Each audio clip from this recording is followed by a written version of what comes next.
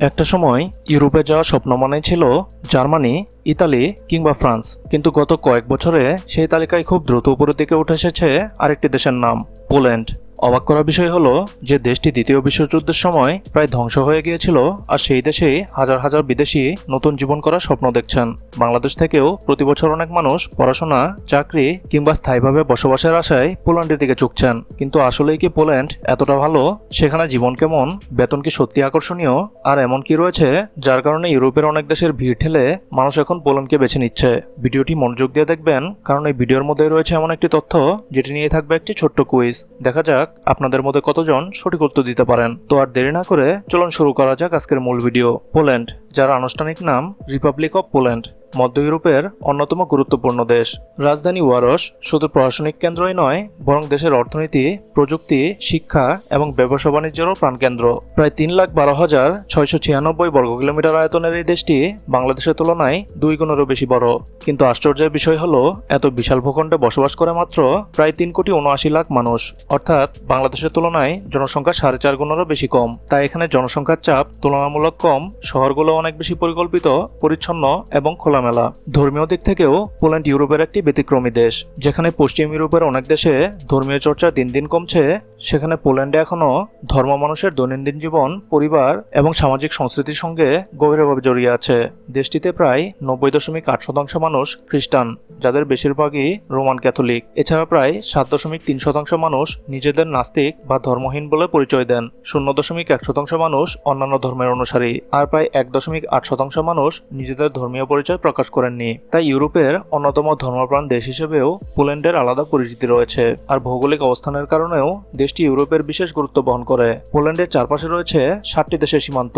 পশ্চিমে জার্মানি, দক্ষিণে চেক প্রজাতন্ত্র ও স্লোভাকিয়া, পূর্বে ইউক্রেন ও বেলারুশ, আর উত্তরে লিথুনিয়া ও রাশিয়ার কালিনিনগ্রাদ অঞ্চল। এই কৌশলগত অবস্থানের কারণেই পোল্যান্ডকে অনেক সময় পূর্ব ও পশ্চিম ইউরোপের সংযোগ সেতু বলা হয়। ইউরোপের গুরুত্বপূর্ণ সড়ক, রেলপথ এবং বাণিজ্য রুটের একটি বড় অংশ এই দেশ দিয়ে অতিক্রম করে।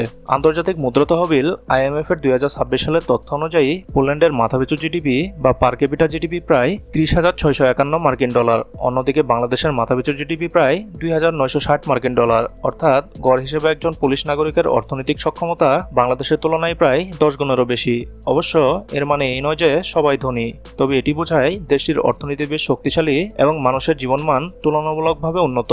এখন প্রশ্ন হলো, পোল্যান্ডের আয় রোজগার আসলে কেমন? ২০২৬ সালের শুরুতে দেশটির সরকার নির্ধারিত ন্যূনতম মাসিক বেতন ৪,৮০৬ পোলিশ জোলটি, যা বাংলাদেশি টাকায় প্রায় ১,৬০,০০০ টাকারও বেশি। তবে এই পুরো অর্থ কর্মীর হাতে আসে না, কারণ আয়ের একটি বড় অংশ ট্যাক্স ও সামাজিক বীমার জন্য কেটে নেওয়া হয়। তাই কাগজে যে বেতন দেখা যায়, বাস্তবে হাতে পাওয়ার টাকার পরিমাণ কিছুটা কম। অবশ্য আপনি যদি IT, engineering, welding, CNC machine operation কিংবা অন্য কোনো দক্ষ পেশায় অভিজ্ঞ হন, তাহলে ন্যূনতম বেতনের চেয়েও অনেক বেশি আয় করা সম্ভব। আর এই কারণেই দক্ষ কর্মীদের চাহিদা পোল্যান্ডে সবসময় বেশি। তবে একটি বাস্তবতা জেনে রাখা ভালো, পশ্চিম ইউরোপের জার্মানি, নেদারল্যান্ডস বা সুইজারল্যান্ডের তুলনায় পোল্যান্ডের বেতন কিছুটা কম। তাই অনেকেই প্রথমে এখানে অভিজ্ঞতা অর্জন করে পরে বেশি আয়ের আশায় পশ্চিম ইউরোপের অন্য দেশে চলে যান। তাহলে মানুষ এখনও পোল্যান্ডকে কেন বেছে নিচ্ছে?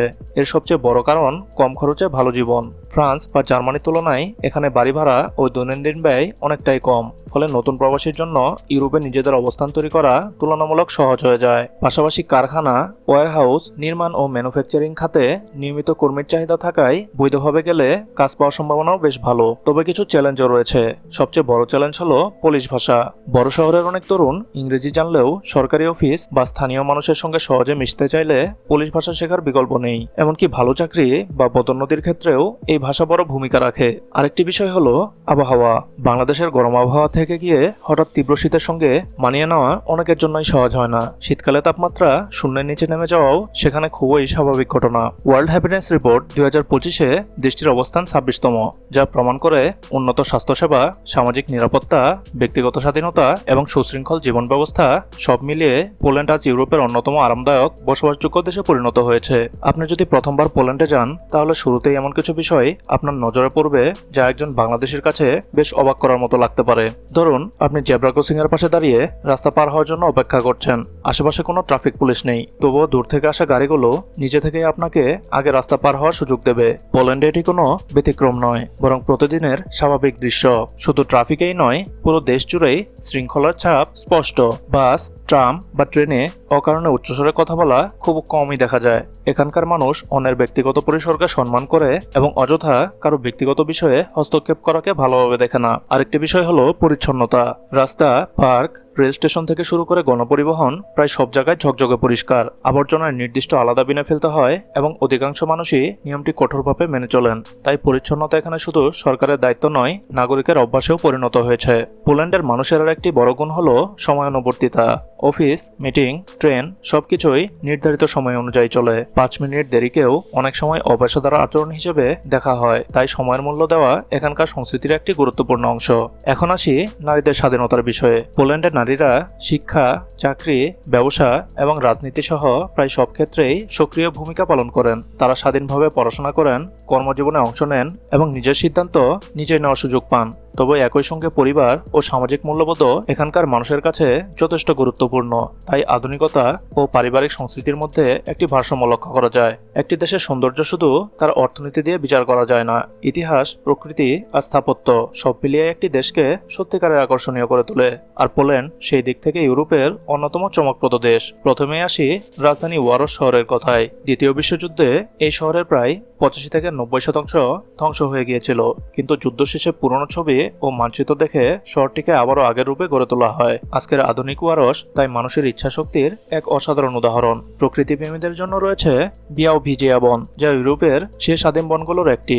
এখানেই দেখা যায় বিরল ইউরোপীয় বাইসন। এছাড়া বিশ্বের সবচেয়ে গুরুত্বপূর্ণ ইটের দুর্গ মালবর্গ ক্যাসেলও রয়েছে এই দেশেই, যা মধ্যযুগের ইতিহাসকে আজও জীবন্ত করে রেখেছে। আর রহস্যপ্রেমীদের জন্য রয়েছে কুরুক্ট ফরেস্ট। এখানে শত শত পাইন গাছ ইংরেজি যে অক্ষরের মতো বাঁকানো।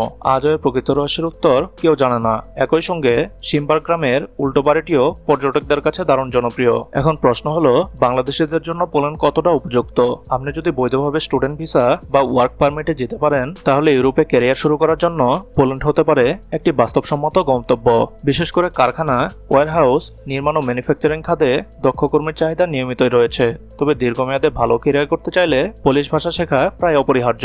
মুসলিমদের জন্য পোল্যান্ড তুলনামূলকভাবে স্বস্তিদায়ক। যদিও এটি মুসলিম সংখ্যাগরিষ্ঠ দেশ নয়, তবুও বড় শহরগুলোতে মসজিদ, ইসলামিক সেন্টার এবং হালাল খাবারের ব্যবস্থা রয়েছে। ধর্মীয় স্বাধীনতা থাকায় মুসলিমরা স্বাভাবিকভাবেই নিজেদের ধর্মীয় জীবন পালন করতে পারেন। এবার শুনুন পোল্যান্ডের দুটি অবিশ্বাস্য পরিচয়। যে মানুষটি প্রথম পৃথিবীকে জানিয়েছিলেন পৃথিবী সূর্যের চারদিকে ঘুরে, সেই মহান বিজ্ঞানী নিকোলাস কোপারনিকাস ছিলেন পোল্যান্ডেরই সন্তান। আর মারি ক্যুরি ইতিহাসের প্রথম ব্যক্তি যিনি দুটি ভিন্ন বিষয়ে নোবেল পুরস্কার জিতেছিলেন। তিনিও জন্মেছিলেন এই দেশেই। এমনকি নিজের জন্মভূমির সম্মানে তিনি একটি মৌলের নাম রেখেছিলেন পোলোনিয়াম। এবার আসি আজকের কুইজে। প্রশ্ন হলো, পোল্যান্ডের রাজধানীর নাম কি? এ ক্রাকোট, বি ওয়ারশ, সি গদানস্ক। আপনার উত্তরটি এখনই কমেন্টে লিখে জানান। দেখি ভিডিওটি দেখে কতজন সঠিক উত্তর দিতে পারেন। ভিডিওটি যদি আপনার ভালো লেগে থাকে তাহলে অবশ্যই একটি লাইক দিন এবং এমন তথ্যভিত্তিক ভিডিও নিয়মিত দেখতে চাইলে চ্যানেলটি সাবস্ক্রাইব করে পাশে থাকা বেল আইকনটি অন করে রাখুন। আর অবশ্যই কমেন্টে লিখে জানাবেন পরবর্তী কোন দেশ নিয়ে ভিডিও দেখতে চান।